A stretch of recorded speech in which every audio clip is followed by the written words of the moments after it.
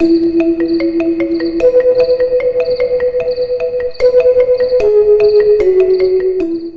ada tiga tataran ya, dan di tiga tataran itu banyak aspeknya gitu, maka dibutuhkan satu analisis yang rinci dalam bagian-bagian itu. Seperti misalnya juga dalam linguistik kan kita menganalisis monologi sendiri rinci, dalam analisis morfologi sendiri gitu ya. Meskipun nanti gitu itu semua harus dipertimbangkan dalam analisis yang lebih besar, misalnya analisis semantika atau pragmatika dan seterusnya ya. Nah, naratologi itu bermaksud seperti itu terhadap cerita. Gitu. Nah, saya memberikan di dalam makalah saya memberikan beberapa perbandingan gitu ya, kayak si struktur warna, kemudian bagaimana dia diubah ke dalam struktur cerita gitu ya. Maka dalam cara berpikir struktural ini, analisis yang sangat penting menjadi adalah unsur terkecil kan, dalam linguistik juga begitu kan. Apa unsur terkecil dari kalimat? Sebuah satuan bahasa itu bisa dianggap sebagai kalimat tuh apa syaratnya? Unsur terkecilnya apa yang menjadikan sebuah satuan bahasa itu kalimat? Kan gitu pertanyaan-pertanyaan linguistik kan. Nah, dalam sastra juga begitu ketika ini diterapkan dalam naratologi. Apa unsur terkecil cerita? Satuan yang disebut sebagai cerita itu unsur terkecilnya apa? Sehingga kita bisa hubungkan satu sama lain gitu. Nah, penentuan unsur terkecil ini menjadi upaya yang khusus gitu tersendiri. Nah, di sini di makalah ini saya menjelaskan sebagian saja ya. Misalnya unsur terkecil cerita itu adalah peristiwa, gitu kan.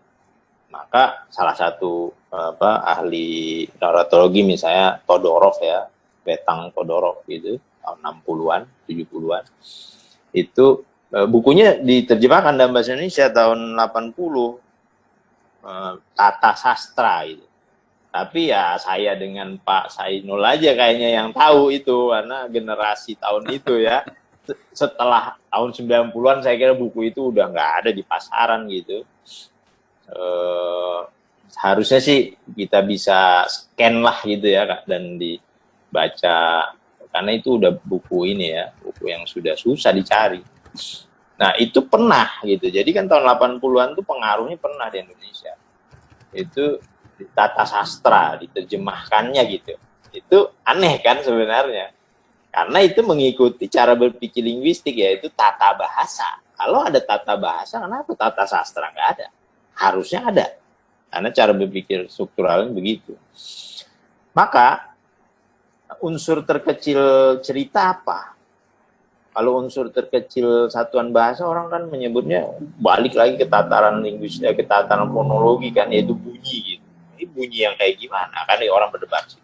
Nah, di dalam cerita itu juga begitu. Apa unsur terkecilnya? Peristiwa. Tapi satu peristiwa tidak bisa disebut sebagai cerita. Maka harus ada peristiwa yang lain. Dan peristiwa satu dan peristiwa dua berhubungan. Ketika itu berhubungan, terbentuklah cerita. Jadi cerita itu bisa aja dua peristiwa aja gitu.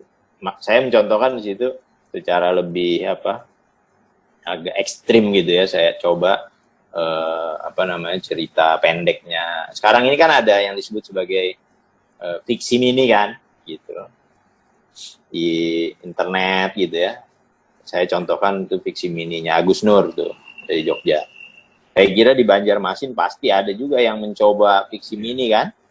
Nah itu kan kita bisa tetap sebut sebagai cerita meskipun pendek sekali, karena ternyata kalau kita pakai cara berpikir naratologi, ini tuh pasti ada unsur terkecil peristiwa X ditambah peristiwa Y, paling tidak itu.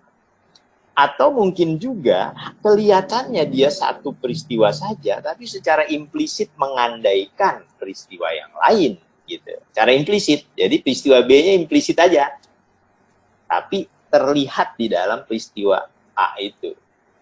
Nah, itu kelihatan dalam contoh yang saya berikan itu ya.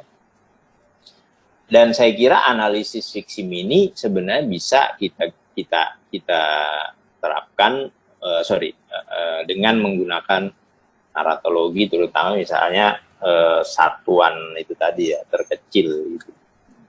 Karena dia mengecil terus kan, pendek terus gitu. Nah, itu salah satu penerapan ya yang kita bisa. Tapi penerapan yang lain, cara berpikir strukturalisme atau naratologi ini dalam hal cerita itu adalah pentingnya genre sebagai konvensi. Karena kan yang dicari dalam analisis naratologi ini seperti juga linguistik ya, itu kan konvensinya, tata bahasa kan. Apa konvensi bahasa kita yang bisa dideskripsikan sebagai tata bahasa? Dan masing-masing bahasa kemudian menciptakan itu. Itu kan konvensinya gitu. Bukan gimana cara makainya. Makanya dibedakan antara pragmatik dan linguistik yang ini kan, yang struktural gitu. Nah, maka itu di dalam analisis naratologi juga terjadi dua kecenderungan itu. Yang naratologi itu berbeda dengan stilistika, misalnya ya, kan kita juga belajar stilistika ya. Karena stilistika itu berusaha untuk menafsirkan keindahan misalnya, keunikan dari sebuah karya tertentu. Ini tuh bagusnya di mana sih sebenarnya? Nah, strukturalisme nggak berpikir mengenai itu. Sebetulnya tujuannya nggak ingin mengatakan keunikan karya Agus Nur atau karya Pas Ainul ini di mana, enggak begitu. Dia cara berpikirnya ada kaidah apa yang dipatuhi oleh pengarang A ini di dalam karyanya. Ada kaidah umum apa dalam cerita itu. Itu yang dikejar, yaitu kaidah. Konvensi itu ya. Kan kita mengenal apa yang disebut sebagai kaidah bahasa kan gitu. Maka di dalam analisis naratologi juga disebut mencari itu kaidahnya, bukan keunikannya di mana, enggak. Jadi yang dicari adalah kaidah. Maka analisis yang biasa dilakukan oleh para ahli naratologi adalah perbandingan satu sama lain dari sebuah cerita macam-macam gitu. Untuk menemukan kaidah itu, cerpen A dibandingkan dengan cerpen B, cerpen C dan seterusnya, mungkin dari satu pengarang, mungkin dari beberapa pengarang, mungkin dari rentang sejarah yang berbeda gitu, dikumpulkan kemudian dicari kaidah. Apa sebenarnya kaidah apa yang melandasi seluruh cerpen ini di masa A atau di pengarang tertentu, ada nggak kaidah tertentu? Itu yang dicari. Nah, oleh karena itu analisis genre menjadi salah satu kesayangan atau favorit dari strukturalisme ini, karena mereka berusaha untuk mencari itu. Nah, karena itulah genre seringkali dipahami dalam naratologi sebagai konvensi yang membuat kita tanpa menyadari lagi akan berpikir mengenai makna-makna tertentu dari cerpen yang kita baca atau film yang kita tonton sejauh dia cerita gitu ya. Misalnya kita datang ke nonton film nih, wah saya senang horor gitu ya. Ya itu kan genre berarti kan. Sementara yang kita tonton misalnya film horornya siapa gitu, sekarang siapa? Saya lupa itu yang sekarang lagi jadi Risa Saraswati apa gitu. Itu kan lagi booming sekarang gitu. Atau misalnya yang dulu gitu Susana atau apa gitu yang sekarang di remake ya. Itu kan juga ketika kita nonton itu dan kemudian ya saya tahu ini bahwa ini film horor, maka itu membentuk harapan-harapan saya sebenarnya. Oh, ini pasti ada hantunya. Nah, hantunya bagaimana ya nanti ya? Akan siapa korban? Itu kan sudah ada dalam pikiran kita. Kenapa itu ada? Karena itu sudah terbentuk sebagai sebuah konvensi genre. Harapan-harapan itu, antisipasi-antisipasi kita terhadap, wah ini sih ceritanya sudah setebak. Nah, dari mana Anda tahu ketebak itu kalau Anda nggak mengerti sistem konvensinya? Ya kan? Nah, maka konvensi itu ada berbentuk genre. Kaidah genre tertentu itulah yang kemudian mau diutak-utik, diteliti dengan lebih jauh oleh naratologi untuk memperlihatkan kaidah cerita itu. Nah, maka karena ada kaidah, maka itu berdampak pada makna sebenarnya. Tanpa kita menyadarinya ya. Misalnya begini, saya mencontohkan di situ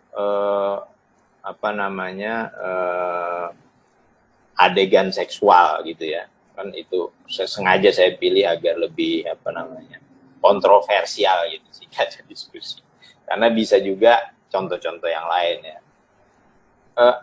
Peristiwa adegan seksual di dalam genre horor itu berbeda maknanya. Bukan makna ya, kalau istilah naratologi itu fungsi. Berbeda fungsinya, signifikansinya dengan adegan seksual di cerita romans atau di cerita detektif atau di cerita spy. Beda-beda sebenarnya. Karena peristiwa itu kan berada dalam hubungan satu sama lain yang membentuk struktur genrenya, struktur peristiwanya ya, yang sesuai dengan genrenya.